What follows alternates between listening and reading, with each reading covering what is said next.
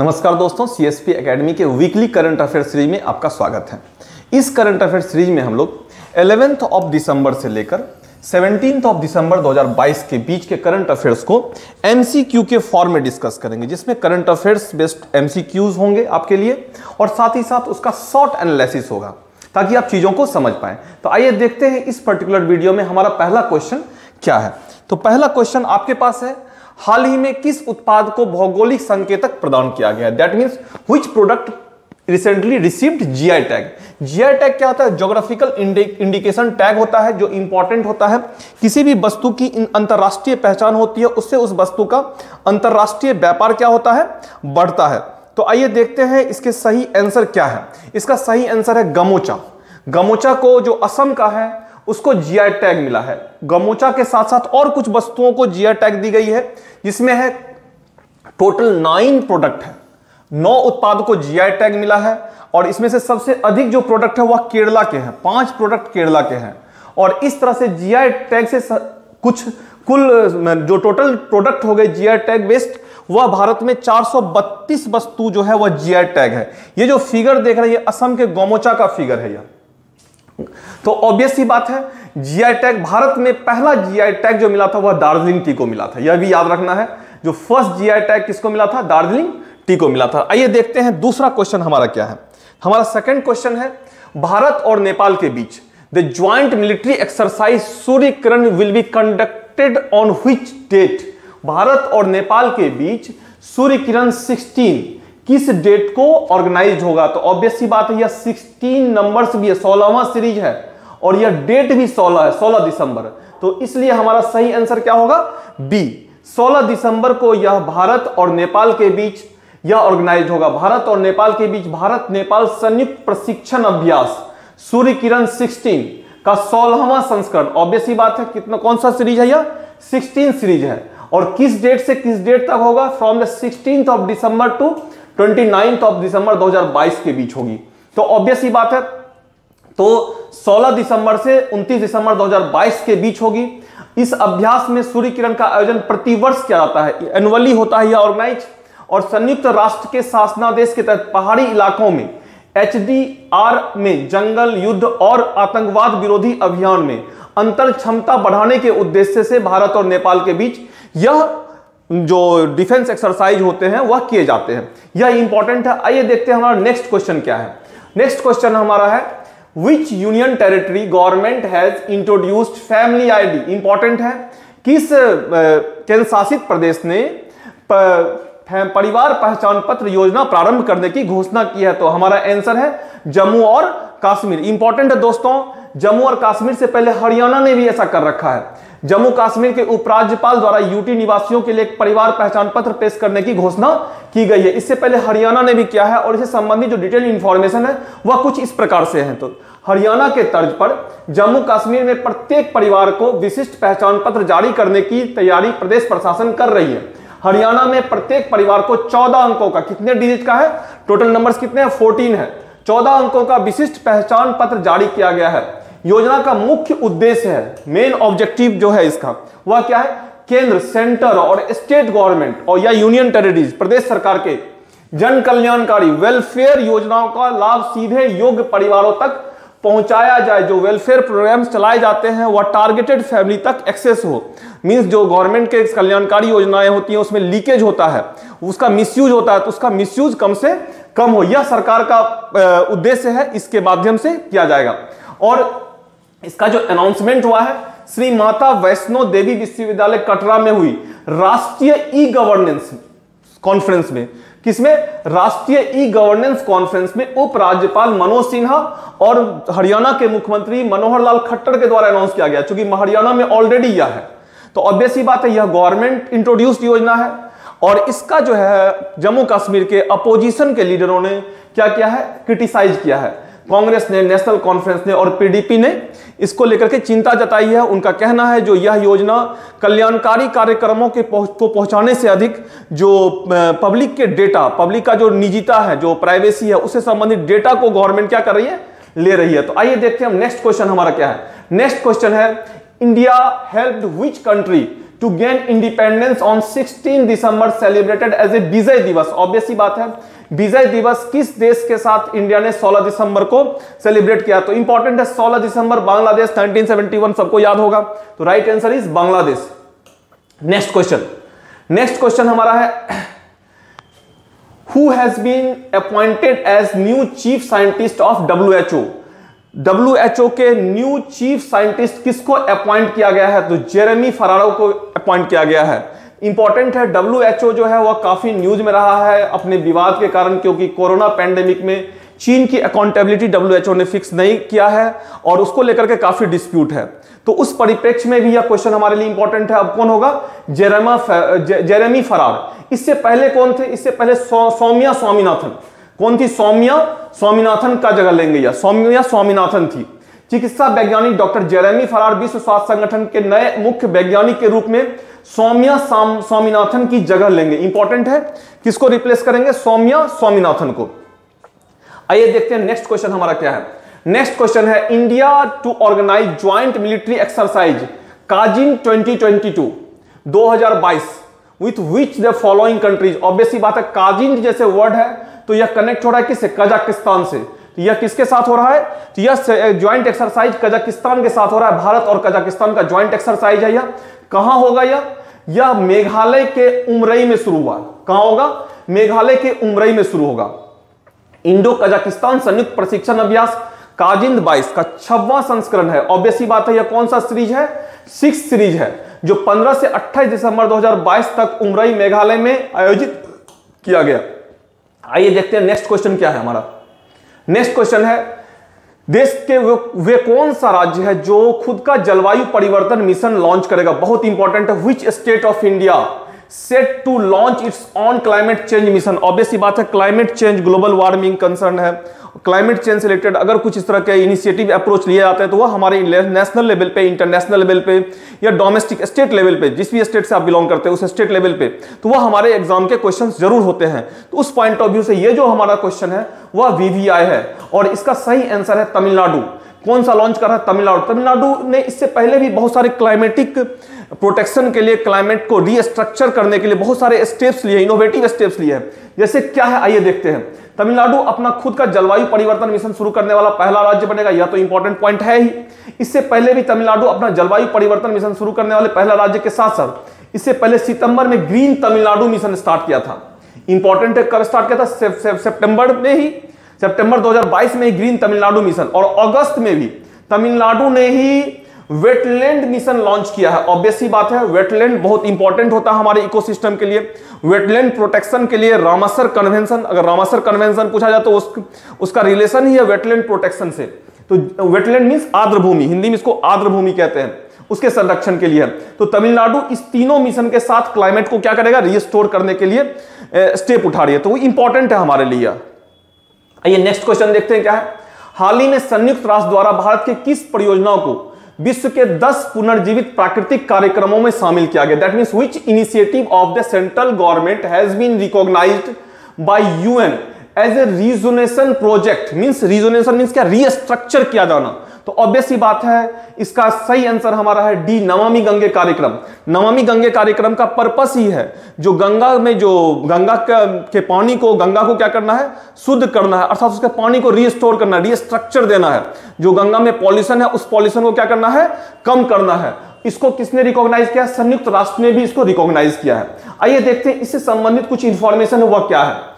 संयुक्त राष्ट्र ने नमामि गंगे परियोजना को दुनिया के शीर्ष 10 पहलुओं में शामिल किया है। संयुक्त राष्ट्र ने भारत की पवित्र नदी गंगा को फिर से जीवित करने के लिए नमामि गंगे पहल को प्राकृतिक दुनिया को पुनर्जीवित करने के लिए शीर्ष 10 विश्व बहाली फ्लैगशिप में, मींस 10 ऐसे प्रोग्राम है जिसमें उसके रीस्ट्रक्चर, रीस्टोर करने का प्रयास किया जा रहा है। उसमें से एक है नमामि गंगे परियोजना में एक के रूप में मान्यता दी गई है। यह पुरस्कार मॉन्ट्रियल कनाडा में कन्वेंशन ऑन बायोडायवर्सिटी, जो यह समिट था, कन्वेंशन ऑन बायोडायवर्सिटी समिट, कहां पे हुआ है? मॉन्ट्रियल कनाडा में होगा। 15वें सम्मेलन, कौन सा सम्मेलन है यह भी याद रखना है। सम्मेलन में नमामि गंगे के महानिदेशक जी अशोक कुमार ने प्राप्त किया है। नमामि गंगे के महानिदेशक कौन है? अभी जी अशोक कुमार। ये सारे फैक्ट्स आपके लिए इंपॉर्टेंट है, क्योंकि अगर आप बीपीएससी देते हैं या फिर और क्लरिकल एग्जाम देते हैं तो वहां पे ऐसे फैक्ट से क्वेश्चन पूछे जाते हैं, और यूपीएससी देते हैं तो यूपीएससी में थोड़ा सा इसको और एनालिटिकल करने की जरूरत है, जो हमारे रेगुलर करंट अफेयर्स में होता है। ठीक है, तो आइए देखते हैं नेक्स्ट क्वेश्चन क्या है हमारा। ये नमामि गंगे का इससे रिलेटेड कुछ और इंफॉर्मेशन है जो उसको भी देख लीजिए आप। यह 2014 में गंगा नदी के प्रदूषण को कम करने के लिए और पुनर्जीवित करने के उद्देश्य से शुरू किया गया था। मैंने पहले ही बोला है, यह गंगा के जो पॉल्यूशन है उसको कम करने के लिए यह स्टार्ट किया गया है, और 2014 में यह स्टार्ट किया गया है। चलिए नेक्स्ट क्वेश्चन क्या है देखते हैं। हाल ही में संस्कृत मंत्रालय के द्वारा भारत के कितने क्षेत्रीय सांस्कृतिक केंद्र स्थापित की जा रही है? Recently, the Ministry of Culture has decided to start how many regional cultural centers? तो राइट आंसर इज 7। हमारा सही आंसर क्या है? 7 है। 7 रीजनल कल्चरल सेंटर को कल्चरल मिनिस्ट्री स्टैब्लिश कर रही है। आइए देखते हैं इस रिलेटेड कुछ इंफॉर्मेशन क्या है। भारतीय संस्कृति को सहेज रहे क्षेत्रीय सांस्कृतिक केंद्र, मीन्स जो क्षेत्रीय सांस्कृतिक केंद्र cultural centres, regional cultural centres जो है वह क्या करता है? हमारी संस्कृति को प्रोटेक्ट करता है। तो उसी को ध्यान रखते हुए regional cultural centres to conserve Indian cultures, the ministry of culture has established 7 regional culture centres to promote art and culture in the country. To develop the national culture, the ministry of culture has established regional culture centres in 7 cities of Patiala, Nagpur. Important है, यह भी याद रखना है facts. Patiala में है, नागपुर में है, उदयपुर में है, प्रयागराज, कोलकाता, दीमापुर एंड तंजावुर। ये 7 रीजनल सेंटर स्टैब्लिश हो रही है, जो कि कल्चरल मिनिस्टर स्टैब्लिश कर रही है for the promotion and conservation of culture. आइए देखते हैं नेक्स्ट क्वेश्चन क्या है। Question number 10, the women of which country according to the recent report released by the World Bank. Important है क्योंकि यह रिपोर्ट किसने रिलीज किया है? वर्ल्ड बैंक ने रिलीज किया है। Are the primary consumer of public transport. Obvious सी बात है, जो सार्वजनिक परिवहन का जो प्राइमरी कंज्यूमर है, जो मेन कंज्यूमर है, जो मैक्सिमम कंज्यूम करती है, वह कौन है? तो कहां की है? सॉरी, वुमेन्स है। और वह किस देश की है सबसे अधिक? तो वह है India. Right answer is India. Important है दोस्तों, इंडिया में जो है वुमेन्स जो है वह पब्लिक ट्रांसपोर्ट को यूज करने वाली प्राइमरी कंज्यूमर्स हैं। आइए देखते हैं इससे संबंधित डिटेल इंफॉर्मेशन क्या है। Womens are at the refront using public transport in Indian cities. This has been told in the report of the World Bank. Important है क्योंकि ऐसे रिपोर्ट अगर वर्ल्ड बैंक के द्वारा पब्लिश होते तो वह हमारे लिए इंपॉर्टेंट है। Report about 84% of women travel by public transport and what is the pattern of travel for men and women every day? Means इसमें क्या पैटर्न है मेन और वुमेन्स का पर डे पब्लिक ट्रांसपोर्ट को यूज करने का, वह भी रिलीज किया गया है, जिसमें यह कहा गया 84% वुमेन्स जो है वह पब्लिक ट्रांसपोर्ट को यूज करती है वर्ल्ड बैंक के द्वारा। तो यह हमारे लिए इंपॉर्टेंट। आइए देखते हैं नेक्स्ट क्वेश्चन क्या है। हाल ही में किस शहर में भारतीय अंतरराष्ट्रीय विज्ञान महोत्सव आयोजित किया जा रहा है? इंपॉर्टेंट है, in which cities is India International Science Festival is being organised? तो right answer is capital of MP is Bhopal. सही आंसर क्या है इसका? हमारा भोपाल है। तो भोपाल में यह जो है साइंस ऑर्गेनाइजेशन हो रहा है, इंटरनेशनल साइंस कांग्रेस। आइए देखते हैं क्या है इसके रिलेटेड कुछ इंफॉर्मेशन। विज्ञान, प्रौद्योगिकी और नवाचार के क्षेत्र में देश की उपलब्धियों का जश्न मनाने के लिए अगले महीने भोपाल में, अगले महीने मींस क्या? 2023 में यह ऑर्गेनाइज होगा। कब होगा? 21 से 24 जनवरी 2023 तक आयोजित किया जाएगा। ठीक है, साइंस फेस्टिवल 2022। ध्यान रखना है, international India International Science festival IISF है, जो 2022 सीरीज में है, और यह ऑर्गेनाइज कब होगा? 2023 में होगा। कंफ्यूज नहीं करना है, यह फैक्ट्स। चलिए नेक्स्ट क्वेश्चन देखते हैं क्या है। भारत जल प्रभाव शिखर सम्मेलन IWIS 2022 का मेजबान कौन सा शहर होगा? Which city is the host of India water impact summit 2022? ये जो आपके क्वेश्चंस हैं बहुत इंपॉर्टेंट है। इसका होस्ट नई दिल्ली कर रहा है, न्यू दिल्ली कर रहा है। आइए देखते हैं इससे संबंधित क्या डिटेल इंफॉर्मेशन है। केंद्रीय जल मंत्री गजेंद्र सिंह शेखावत, ऑब्वियस सी बात है, हमारे जो अभी केंद्रीय जल मंत्री है, सेंट्रल वाटर मिनिस्टर है, वो कौन है? गजेंद्र सिंह शेखावत है, ने नई दिल्ली में भारत जल प्रभाव शिखर सम्मेलन के 7वें संस्करण का उद्घाटन किया है। इंपॉर्टेंट है, यह कौन सा सीरीज है? 7 सीरीज है। और इसका थीम क्या है? The theme of this year summit is restoration and conservation of small rivers in a large basin. Obvious सी बात है, जो बड़ी बड़ी नदियां होती है उस बेसिन में छोटे छोटे उसकी ट्रिब्यूटरी रिवर्स होते हैं, उसके लिंक रिवर्स होते हैं। जैसे ये बड़ी नदी है तो इसके सहारे छोटी छोटी नदियां या इसके सहायक नदियां छोटी छोटी, उसके बेसिन्स को क्या करना है, यहां पे प्रोटेक्ट करना, यह इसका थीम है। और focus the select aspect of mapping and conservation of 5 P's: people, policy, plan, programme and project. Important है दोस्तों, उस क्षेत्र में रहने वाले नागरिक, उससे संबंधित जो पॉलिसीज होंगे, प्लान होंगे, प्रोग्राम होंगे और प्रोजेक्ट होंगे, इस 5 P's के माध्यम से छोटे छोटे नदी बेसिन को क्या किया जाएगा, प्रोजेक्ट किया जाएगा। ये आप जब अगर मेंस का आंसर राइटिंग कर रहे हो और उसमें रिवर प्रोटेक्शन बेस्ड कोई प्रोग्राम लिख रहे हो तो यह 5 P's वर्ड यूज कर सकते हो और यह आपके मेंस में भी यूज हो सकता है। चलिए नेक्स्ट क्वेश्चन देखते हैं क्या है। यही है इसका, ये लोगो है, ये 7th India water impact assessment summit. ये आपके मेंस के लिए भी इंपॉर्टेंट होगा, यहां पे मैं लिख दे रहा हूं मेंस के लिए। जब हम लोग मेंस वाले सीरीज में, रेगुलर सीरीज में देखेंगे तो वहां पे भी इसको डिस्कस करेंगे। आइए देखते हैं नेक्स्ट क्वेश्चन हमारा क्या है। क्वेश्चन नंबर 13, भारत के मुख्य न्यायाधीश DY चंद्रचूड़ ने किस राज्य में 10 जिला अदालत डिजिटलीकरण हब का उद्घाटन किया है? Chief justice of India DY Chandrachud inaugurated 10 district court digitalisation hub. तो ऑब्वियस सी बात है, डिजिटल इंडिया मिशन चल रहा है, हर एक एडमिनिस्ट्रेटिव डिपार्टमेंट को डिजिटलाइज किया जाता है, तो जुडिशियरी डिपार्टमेंट में भी ट्रांसपेरेंसी और उसके अकाउंटेबिलिटी को बनाए रखने के लिए उसको भी डिजिटलाइज किया जा रहा है। तो इसका उद्घाटन हुआ है, यह हुआ उड़ीसा में। इंपॉर्टेंट है, इस क्वेश्चन का आंसर क्या है हमारा, उड़ीसा है। आइए देखते हैं इसका डिटेल एक्सप्लेनेशन क्या है।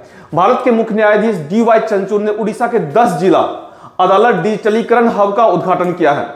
इसके साथ सभी 30 जिला अदालतों को कवर करते हुए राज्य में कुल 15 DSDH काम कर रहा है। प्रारंभ में कटक, गंजाम, संबलपुर, बालासोर में प्रायोगिक आधार पर 4 जिलों में यह प्रारंभ किया गया था। ठीक है, इंपॉर्टेंट है, या याद रखना है। स्टेट इंपॉर्टेंट है, डिस्ट्रिक्ट याद रहे ना रहे, लेकिन स्टेट हमें याद रखना है, क्योंकि अभी जुडिशियरी सिस्टम को भी अकाउंटेबल, ट्रांसपेरेंसी इंटरनेशनल का रिपोर्ट है, जो जुडिशियरी सिस्टम में लोकल लेवल पे more than 80% judiciary system corrupt है, तो उसको भी ध्यान रखते हुए यह बहुत इंपॉर्टेंट है।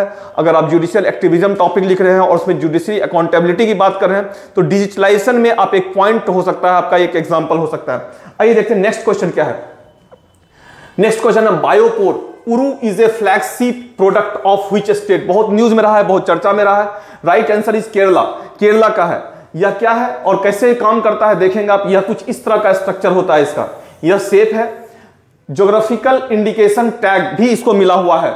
South for Beypore Uru the wooden dhows is a handicraft by skilled artist and carpenters in Kerala. जो स्किल्ड आर्टिस्ट होते हैं, कारपेंटर्स होते हैं, वह इसको बनाते हैं। जनरली यह टूरिज्म इंडस्ट्री में काफी यूज होता है और टूरिज्म को प्रमोट करता है, टूरिस्ट लोगों के अट्रैक्शन का पॉइंट होता है। आइए देखते हैं नेक्स्ट क्वेश्चन क्या है हमारा।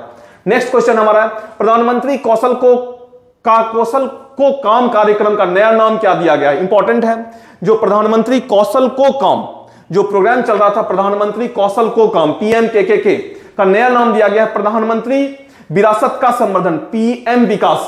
क्या है यह?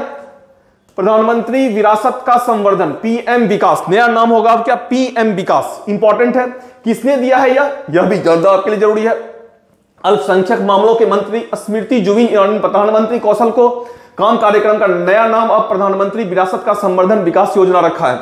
यह एक ऐसा योजना है जिसमें जो हमारे ये होते हैं, जो श्रमिक होते हैं, श्रम बल होते हैं, उसके स्किल डेवलपमेंट पे फोकस किया जाता है। ऑब्वियसली बात है, कौशल विकास, इसका प्रीवियस नाम भी कौशल विकास मिशन ही था। कौशल विकास मिशन के नाम से भी आप इसको जानते थे। आइए देखते हैं नया क्वेश्चन क्या है हमारा। क्वेश्चन नंबर 16, युवा सह लैब युवा नवाचार आंदोलन अटल इनोवेशन मिशन और किस संस्थान की एक पहल है। ऑब्वियसली बात है, बहुत इंपॉर्टेंट है। अटल इनोवेशन मिशन UNDP के साथ ज्वाइंट वेंचर है, उसके साथ चला जा रहा। हाल ही में अटल इनोवेशन मिशन नीति आयोग, जो नीति आयोग है, और UNDP इंडिया द्वारा एशिया पैसिफिक के सबसे बड़े युवा नवाचार आंदोलन यूथ को लैब के 5वें संस्करण का शुभारंभ किया है। कौन सा संस्करण है यह? 5th संस्करण है। The 5th edition of Youth Co Lab Asia Pacific largest youth innovation movement was recently launched by the Atal Innovation Mission, AIM, Atal Innovation Mission, NITI Aayog and UNDP India. बहुत इंपॉर्टेंट है, इसको याद रखना है, आपके प्रीलिम्स में भी इंपॉर्टेंट होगा और मेंस में भी इंपॉर्टेंट होगा। फिर इसमें और क्या इंफॉर्मेशन, यह 2019 में यूएनडीपी इंडिया द्वारा अटल इनोवेशन मिशन नीति आयोग के साथ साझेदारी शुरू की गई एक पहल है। इसका उद्देश्य है नेतृत्व, लीडरशिप, बहुत इंपॉर्टेंट है दोस्तों, लीडरशिप को डेवलप करना है, सोशल रिनोवेशन, सामाजिक नवाचार, उद्यमिता, एंटरप्रेन्योरशिप के माध्यम से सतत विकास, जो सस्टेनेबल डेवलपमेंट गोल है उसके क्रियान्वयन में तेजी लाने के लिए और युवाओं को इंपावर्ड बनाने के लिए यह लॉन्च किया गया है। आइए देखते हैं नेक्स्ट क्वेश्चन क्या है हमारा। नेक्स्ट क्वेश्चन है हमारा, किस देश ने ऐतिहासिक परमाणु संलयन सफलता की घोषणा की है? यूएसए ने जो परमाणु संलयन है, न्यूक्लियर फ्यूजन है, न्यूक्लियर फ्यूजन से क्लीन एनर्जी को प्रोड्यूस करने को लेकर के नया एक्सपेरिमेंट किया है और उसमें यह सक्सेस मिला है। आइए देखते हैं नेक्स्ट क्वेश्चन क्या है। सुप्रीम कोर्ट के कॉलेजियम का प्रमुख कौन है जिसने हाल ही में अपनी सिफारिश की पहचान सेट भेजा है? ऑब्वियस ही बात है, सुप्रीम कोर्ट के कॉलेजियम के हेड कौन होते हैं? वह होते हैं चीफ जस्टिस ऑफ इंडिया। आइए देखते हैं नेक्स्ट क्वेश्चन क्या है। किस संस्था ने अंतरराष्ट्रीय जलवायु क्लब लॉन्च किया है? तो ऑब्वियस ही बात है, G7 ने अंतरराष्ट्रीय जलवायु क्लब लॉन्च किया है, जो international climate club recently launch by G7 countries. तो G7 कंट्रीज जो था वो प्रीवियसली G8 कंट्री था, जो डेवलप्ड कंट्री का एक समूह है। और इसमें देखेंगे आप जो यह G7 कंट्रीज जो है, इस G7 कंट्रीज में कौन कौन से कंट्रीज आते हैं, तब हम इसका डिटेल एक्सप्लेनेशन देखेंगे। यूनाइटेड स्टेट्स है, कनाडा है, यूनाइटेड किंगडम है, फ्रांस है, इटली है, जर्मनी है और जापान है। पहले इसमें रसिया भी हुआ करता था, लेकिन क्रीमिया वाले इशू को लेकर के यूक्रेन के साथ जब डिस्प्यूट हुआ था और क्रीमिया वाले इशू को लेकर रसिया को इसकी सदस्यता से हटा दी गई थी। तो अभी यह G7 ही है। और इसमें जो है इस समिट में क्या क्या चीजें हुई हैं, इसमें इंपॉर्टेंट है, the group of 7 economies have created an open international climate club. जो open international climate club create करने की बात है for countries to cooperate in the fight against global warming. Obvious सी बात है दोस्तों, अभी हमने थोड़ा देर पहले एक न्यूज देखा था, तमिलनाडु में ग्लोबल वार्मिंग और उसके इंपैक्ट को मिटिगेट करने के लिए कुछ करेक्टिव मेजर्स लिए हैं, कुछ इनिशिएटिव स्टेप्स लिए गए, जो मैंने बोला था इंपॉर्टेंट। और यहां पे भी G7 के द्वारा यह स्टेप लिया गया है, तो इंटरनेशनल लेवल पे हमारे लिए इंपॉर्टेंट है। ग्लोबल वार्मिंग बेस्ड अगर कोई क्वेश्चन लिखते हैं आप, और ग्लोबल वार्मिंग को ये करने के लिए, उसके प्रभाव को कम करने के लिए, उसको मिटिगेट करने के लिए कौन कौन से स्टेप्स है, तो उसमें आपके एक पॉइंट रिसेंट पॉइंट में यह हो सकता है। German chancellor Olaf swallows who holds the presidency of the G7। Obviously बात है, कौन है प्रेसिडेंसी, किसके पास है? वो जर्मन चांसलर के पास है। आइए देखते हैं नेक्स्ट क्वेश्चन क्या है हमारा। नेक्स्ट क्वेश्चन है, किस राज्य ने हाल ही में राज्यपाल को राज्य के विश्वविद्यालय के कुलाधिपतियों के पद से हटाने के लिए एक विधेयक पारित किया? Which states recently passed a bill to remove government as a chancellor of a state university? दोस्तों यह तो क्वेश्चन का आंसर तो पता होगा आप लोगों को, काफी न्यूज में भी रहा है। Right answer is Kerala. But यह जो पॉइंट है आपके, यह पॉइंट सेंटर स्टेट डिस्प्यूट, जो हमारा फेडरल स्ट्रक्चर है और फेडरलिज्म में जो कॉन्फ्लिक्ट होते हैं, सेंटर स्टेट कॉन्फ्लिक्ट, और मेंस के क्वेश्चन पे भी जाते हो आप, तो वहां पे भी आप इसको एक एग्जांपल के पॉइंट ऑफ व्यू से कनेक्ट कर सकते हो। केरला ने तो बिल पास कर दिया है, लेकिन उस बिल पे फाइनली अप्रूवल किसे मिलेगा?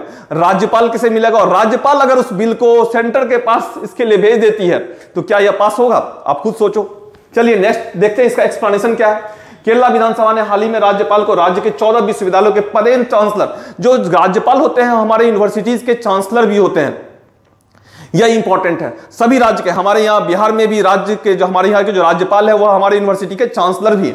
तो चांसलर के पद से हटाने के लिए एक विधेयक पारित किया है।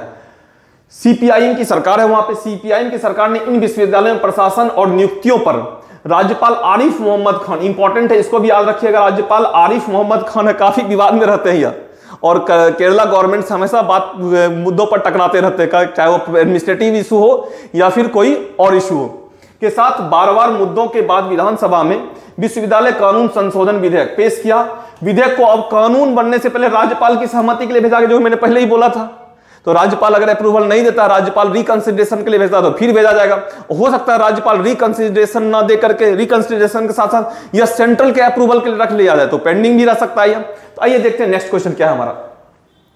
प्रधानमंत्री नरेंद्र मोदी ने किस राज्य में अखिल भारतीय आयुर्वेद संस्थान का उद्घाटन किया? इंपॉर्टेंट है, बहुत इंपॉर्टेंट है। Prime minister Narendra Modi inaugurated the all India institute of Ayurveda in which state? Right answer is Goa. Goa से ही इनॉग्रेशन हुआ, लेकिन इसके इस इंस्टीट्यूशन के साथ साथ दो और इंस्टीट्यूशन को इनॉग्रेट किया गया। ये कौन है? आइए देखते हैं इसके डिटेल एक्सप्लेनेशन में।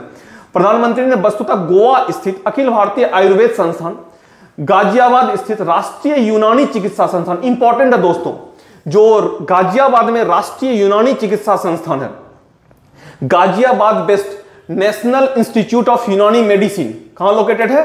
गाजियाबाद में है। And Delhi based national institute of homeopathic, इसका भी इनॉग्रेशन गोवा से ही किया है। तो 3 इंस्टीट्यूशन है, ठीक है। तो इसका भी आपको याद रखना है, इसका जो लोकेशन है वह भी याद रखना है। कुछ इस तरह के क्वेश्चंस प्रीलिम्स में पूछे जाते हैं। और यह कब किया है? The address the 9th World Ayurveda Congress, 9वां आयुर्वेद कांग्रेस हो रहा था। कहां हो रहा था? तो गोवा में हो रहा था, और गोवा से ही यह इनॉग्रेशन हुआ है। गोवा के मुख्यमंत्री प्रमोद सावंत ने कहा कि धरगल स्थित अखिल भारतीय आयुर्वेद संस्थान में गोवा के लोगों के लिए सीटों में 50% तक आरक्षण होगा। चलिए, ये सब बहुत इंपॉर्टेंट नहीं है, बट ये 3 इंस्टीट्यूशन हमारे लिए इंपॉर्टेंट है। आइए देखते हैं नेक्स्ट क्वेश्चन क्या है हमारा।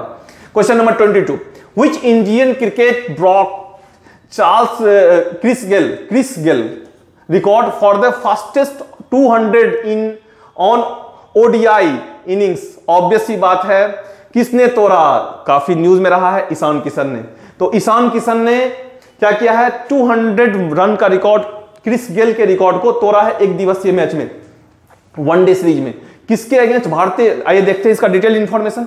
भारतीय क्रिकेटर ईशान किशन ने बांग्लादेश के खिलाफ, ऑब्वियस सी बात है, बांग्लादेश जब चाहो तब उसको ये कर लो, रिकॉर्ड बना लो उसके साथ। बांग्लादेश के खिलाफ श्रीलंका के तीसरे और अंतिम, श्रीलंका में बांग्लादेश के खिलाफ जो सीरीज चल रहा था उसके तीसरे और अंतिम एक दिवसीय मैच में कई रिकॉर्ड बनाए, और इसी रिकॉर्ड में एक रिकॉर्ड यह भी है।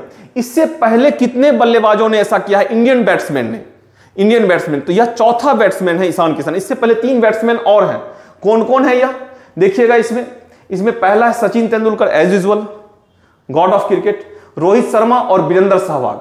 सचिन तेंदुलकर, रोहित शर्मा और वीरेंद्र सहवाग के बाद ईशान किशन भारत के चौथे बल्लेबाज हो गए हैं जिन्होंने 200 रन बनाया है। और कितने बॉल में बनाया है? 126 गेंद में बनाया। अगर आप बीपीएससी का एग्जाम दे रहे हो तो ऐसे फैक्ट्स भी इंपॉर्टेंट होंगे। कौन सा बॉल है? 120, कितने बॉल है? 126 बॉल, 200 रन, और किसके अगेंस्ट? तो बांग्लादेश के अगेंस्ट। यह भी इंपॉर्टेंट है। चलिए नेक्स्ट क्वेश्चन देखते हैं हम लोग। नेक्स्ट क्वेश्चन है, किस संस्थान ने अंतरराष्ट्रीय ऋण रिपोर्ट 2022 जारी किया है? किस संस्थान ने अंतरराष्ट्रीय, which institute release the international डेब्ट रिपोर्ट 2022? वर्ल्ड बैंक रिलीज किया है। ऑब्वियसली बात है, वर्ल्ड बैंक रिलीज किया, या अफ्रीका के कंसर्न में, ठीक है, क्योंकि वर्ल्ड बैंक ने रिलीज किया है और उसने कहा अफ्रीका में जो है वह डेब्ट लायबिलिटी क्या होता है, कॉन्टिनेंट में बढ़ते जा रहा है। इसी से संबंधित यह रिपोर्ट है। बस एक न्यूज है, इसको याद रखना है। वर्ल्ड बैंक जो है, मैंने पहले ही बोला, world bank composition of different 5 institution है। आईबीआरडी है, आईडीए है, आईएफसी है, आईसीएसआईडी है, मिगा है। ये सारे इंस्टीट्यूशन को कलेक्टिवली हम लोग क्या कहते हैं? वर्ल्ड बैंक कहते हैं। आइए नेक्स्ट क्वेश्चन देखते हैं। यही मैंने इसका एक्सप्लेनेशन दिया, क्योंकि अफ्रीका से रिलेटेड है इसलिए बहुत हमारे लिए इंपॉर्टेंट नहीं हुआ, बट इन मेंस में इकोनॉमिकल कंसर्न में जाओगे तो आपके लिए इंपॉर्टेंट हो सकता है। चलिए 24 नंबर क्वेश्चन देखते हैं। कौन सा सर पहला G20 फाइनेंस और सेंट्रल बैंक डिप्यूटीज बैठक की मेजबानी है? ऑब्वियस सी बात है, बहुत इंपॉर्टेंट है दोस्तों, क्योंकि G20 को कौन होस्ट करने वाला है? इंडिया होस्ट करने वाला है, और उसी से संबंधित पहला यह फाइनेंस मीटिंग है G20 ग्रुप के साथ। किस शहर में हो रहा है? तो बेंगलुरु में हो रहा है। बेंगलुरु में 13 से 15 दिसंबर तक पहली G20 फाइनेंस और सेंट्रल बैंक डिप्यूटीज की बैठक हो रही है। बहुत इंपॉर्टेंट यह न्यूज है, बहुत इंपॉर्टेंट न्यूज है, जिसको आपको ये कलेक्ट करना है। आने वाले डिफरेंट एग्जाम में इससे क्वेश्चंस हो सकते हैं। बैठक को होस्ट कौन कर रहा है? या आरबीआई कर रहा है। ध्यान रखिएगा, बैठक को होस्ट कौन कर रहा है? आरबीआई कर रहा है। बैठक भारतीय G20 अध्यक्षता के तहत वित्त ट्रैक एजेंडा पर चर्चा की शुरुआत को चिन्हित करेगी। मींस जो फाइनेंशियल ट्रैक है उसका जो एजेंडा होगा, क्या क्या एजेंडा हो, चूंकि फर्स्ट समिट है तो फाइनेंशियल ट्रैक को लेकर के क्या क्या इश्यूज होंगे, क्या क्या एजेंडाज होंगे, उसके ऊपर डिस्कशन होंगी। वित्त मंत्री और केंद्रीय बैंक के गवर्नरों को बैठक 23 से 25 फरवरी 2023 के दौरान बेंगलुरु में आयोजित की जाएगी। कब से कब आयोजित जाएगी? 23 से 25 फरवरी 2023 के बीच बेंगलुरु में आयोजित होगी। इंपॉर्टेंट है। G20 समिट के साथ ही साथ यह भी एक समिट है जो आयोजित होगा, कहां? बेंगलुरु में होगा। आइए देखते हैं नेक्स्ट क्वेश्चन नंबर 25 क्या है। माइजोट्रोप्सी पेलिता पटवा, जिसे आईयूसीएन ने रेड लिस्ट में जोड़ा गया है, किस प्रजाति से संबंधित है? बहुत इंपॉर्टेंट है। आईयूसीएन क्या है? International union for conservation of nature, जो क्या करता है, जो अलग अलग स्पीसीज होते हैं, जो प्रजातियां होती है, चाहे वो औषधीय पौधे होते हैं, प्लांट्स होते हैं, मेडिसिनल प्लांट्स होते हैं, या फिर कोई ऑर्गेनिजम्स होते हैं, जब वह थ्रेटन कंडीशन में होते हैं या जनरल कंडीशन में होते हैं, तो अलग अलग कैटेगरी में उसको कैटेगराइज करती है। किसके थ्रू? रेड डेटा बुक के थ्रू। तो इसमें औषधीय पौधा जो मेडिसिनल प्लांट्स हैं, इंडिया के 3 प्लांट्स हैं मेडिसिनल प्लांट्स, जिसको IUCN ने क्या किया है? रेड डेटा लिस्ट में जारी किया है। रेड डेटा लिस्ट में अलग अलग कलर के पेज होते हैं, जो यह पेज बताता है जो उस पर्टिकुलर इसका क्या कंडीशन है, क्या वह नॉर्मल स्पीसीज है, थ्रेटन स्पीसीज है, इंडेंजर स्पीसीज है या डेंजर स्पीसीज है। आइए देखते हैं इसका डिटेल्ड एक्सप्लेनेशन क्या, बहुत इंपॉर्टेंट है। 3 medicinal plants species found in the Himalaya have been added to IUCN red list. Important है, रेड लिस्ट मींस अलग अलग कलर के लिस्ट होते हैं यहां पे। थ्रेटेंड स्पीसीज, इसमें पहला है माइजोट्रोपिस पैलिटा, कॉमनली नोन एज पटवा। माइजोट्रोपिस पैलिटा जो है, इसको जो इसका लोकल नाम है उत्तराखंड में, वह क्या है? पटवा है। And endemic to Uttarakhand, obvious सी बात है, ये लोकली कहां पे होता है? या उत्तराखंड में होता है, जो लोकल उत्तराखंड में इसको पटवा कहा जाता है। Has been assessed as the critically endangered, obvious सी बात है, या क्या है? क्रिटिकली इंडेंजर्ड कंडीशन में है, मींस काफी संकटग्रस्त है यह। फिर दूसरा है फ्रीटिलोरिया एंड क्रीहोसा एज वल्नरेबल कंडीशन में है, या क्या है? यह वल्नरेबल कंडीशन में है। एंड डेकेटोल्ड्रोहिजा एंड हेटेगेरिया इज इंडेंजर्ड कंडीशन, या क्या है? लुप्त प्राय के रूप में मूल्यांकित किया गया है। ये जो IUCN है, इस तरह से अलग अलग रेड डेटा बुक में अलग अलग तरह के स्पीसीज को के लिस्ट को इशू करता है, ताकि उसका लोकल लेवल पे, इंटरनेशनल लेवल पे और नेशनल लेवल पे प्रोटेक्शन प्रोग्राम चलाया जाए और वह हमारे जैव विविधता में संरक्षित हो पाए। तो इस तरह से ये सारे क्वेश्चंस हैं। एक क्वेश्चन और आपके पास है, भारत का पहला कार्बन न्यूट्रल फार्म कहां स्थित? तो ऑब्वियस सी बात है, क्लीन एनर्जी को लेकर के इधर साउथ इंडिया में सॉदर्न पार्ट के कंट्रीज जो है काफी इनिशिएटिव स्टेप्स ले रही हैं। इसमें तमिलनाडु का हमने देखा अभी प्रीवियस स्लाइड में, केरला ने भी बहुत सारे नए स्टेप्स लिए हैं। तो ये जो है कार्बन न्यूट्रल फार्म कहां है? केरला में है। यह कार्बन न्यूट्रल फार्म क्या है, इसको इससे आप समझ सकते हैं, seeds farm in Kerala declared first carbon neutral farm in India.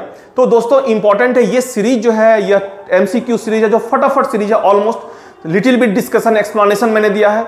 जो वीकली एनालिसिस है, वीक बेस्ड जो हमारे जो कोई MCQs होंगे, जो वह weekly current important current affair से ही आए हुए ये है, इसको आप लोग ध्यान रखिएगा, इसको आप लोग तैयार कीजिएगा।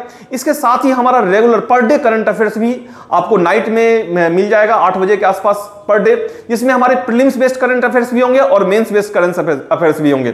तो इसके साथ ही इस सीरीज को हम लोग यही समाप्त करते हैं और नेक्स्ट सीरीज में हम लोग मिलते हैं नए करंट अफेयर्स के साथ और नए आइडियाज के साथ। Thank you.